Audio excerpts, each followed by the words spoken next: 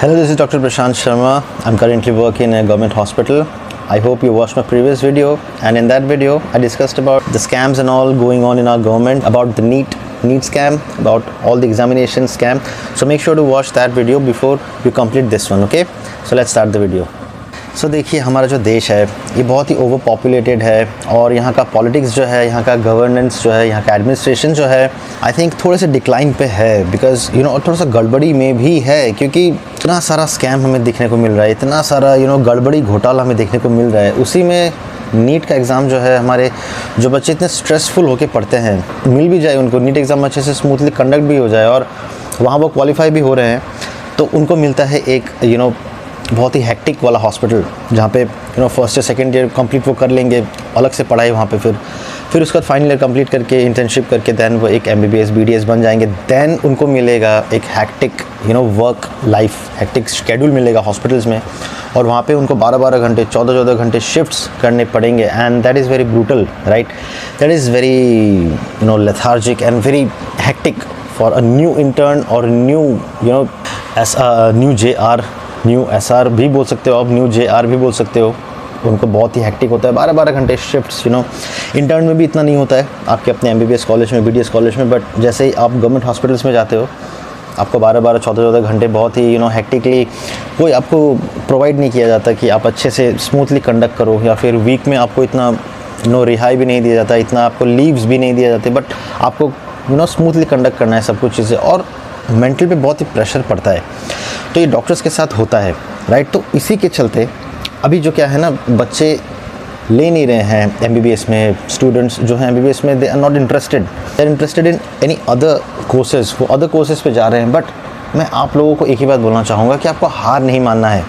You have to go through this process, क्योंकि देखो, जब आप डॉक्टर बन जाओगे, मैं सैलरी वाइज मटेरियलिस्टिक थिंग्स के बारे में नहीं बोलूँगा, बट जो भी पेशेंट्स हैं, उन पेशेंट्स को जो है आपको देखना है। बिकॉज रूरल एरिया में मैंने देखा है, because I worked in rural area, right? तो मुझे पता है कि रूरल एरिया में ऐसे अंडर प्रिविलेज बच्चे, अंडर प्रिविलेज पेशेंट्स हैं जिन्हें ट्रीटमेंट नहीं मिलता। They don't get that particular premium treatment और एटलीस्ट अ बेटर ट्रीटमेंट, तो उनको नहीं मिलता। तो रूरल में अगर आप कर लोगे, अगर आप MBBS बन जाते हो, तो रूरल में अगर आप सर्व करोगे जाके, देन उनके लिए बहुत अच्छा होगा। Instead of working in these hospitals जहाँ पे 12-12 14-14 घंटे जो हैं आपको 15-16 घंटे तक भी आप करते हो और हेक्टिक होता है आपके लिए, आप रूरल पे ज़्यादा अपना फोकस जो है शिफ्ट करो, क्योंकि वहाँ पे जो है पेशेंट्स को इतना अच्छा सा हेल्थ केयर नहीं मिल रहा है।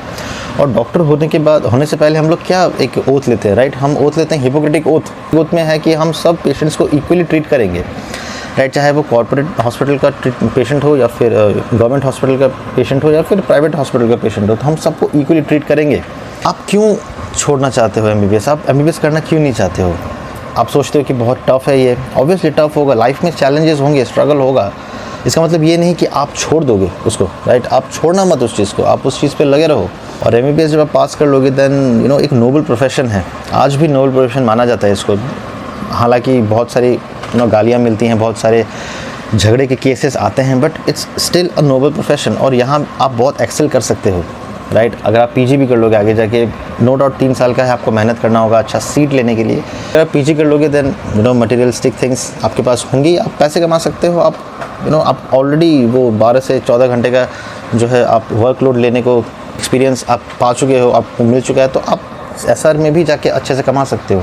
तो डॉक्टर बन जाओ, पहले रूरल में सर्व करो। रूरल में सर्व करोगे ना, एक कंपैशन बिल्ड होगा आपका। जब डॉक्टर और पेशेंट का रिलेशनशिप में कंपैशन आएगा ना, देन आप आगे जो लाइफ में है, जितने भी आपके OPDs आप अटेंड करोगे, जितने भी आप पेशेंट्स देखोगे, उसके लिए आप एक अच्छा पाथ बिल्ड कर सकते हो। तो इसलिए मैं कहता हूँ कि first you focus your shift on rural, right? आप MBBS छोड़ो मत, बिकॉज बहुत सारे पेशेंट्स हैं। आप मेरा जो एरिया है, रूरल एरिया जो है मेरा, या फिर सेमी अर्बन एरिया है, नौगांव जो है आसाम से, तो उस नौगांव में इतने सारे डॉक्टर्स हैं नहीं कि नौगांव के कोई दूर दराज के अंदर से गांव से कोई आके दिखा सके। वहीं पे कोई हॉस्पिटल नहीं है, उनको बहुत दूर से ट्रैवल करना पड़ता है, एंड शायद वो उतना पे भी नहीं कर पाए, वो फाइनेंशियली उतना स्ट्रॉन्ग नहीं होते हैं, वो उनके फाइनेंशियल कंडीशन से बहुत ही ज़्यादा है जब आप बहुत बड़े हॉस्पिटल में आते हो दिखाने के लिए। सो आप पहले रूरल सर्विस करो, आप रूरल में जाओ, रूरल में जाके पेशेंट्स को देखो, और वहाँ के जो हॉस्पिटल्स हैं, उन हॉस्पिटल्स में तो रिक्रूटमेंट ही नहीं आजकल मैं देखता हूँ।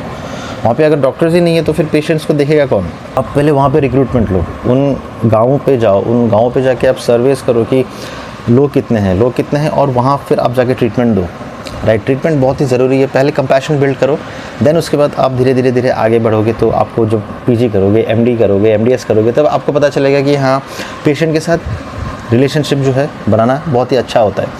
और जब रिलेशनशिप बना लोगे आप, आपको एक्सपीरियंस होगा, देन आप अच्छे से पैसे भी कमा सकते हो और आपका नाम भी होगा, रैपो बिल्डअप होगा, राइट। आपको सब पता ही है।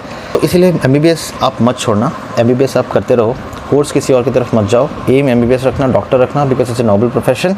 अगर आपके पेरेंट्स भी हैं doctor, then it's well and good, उनको तो पता ही है कितना नोबल प्रोफेशन है। Then follow whatever they say, okay. Thank you so much. मेरे बाकी ये वीडियोज़ को भी देखना, और मैंने जो पिछले वीडियोज़ भी मैंने दिए हैं उनको भी देखना, right. Bye bye, take care.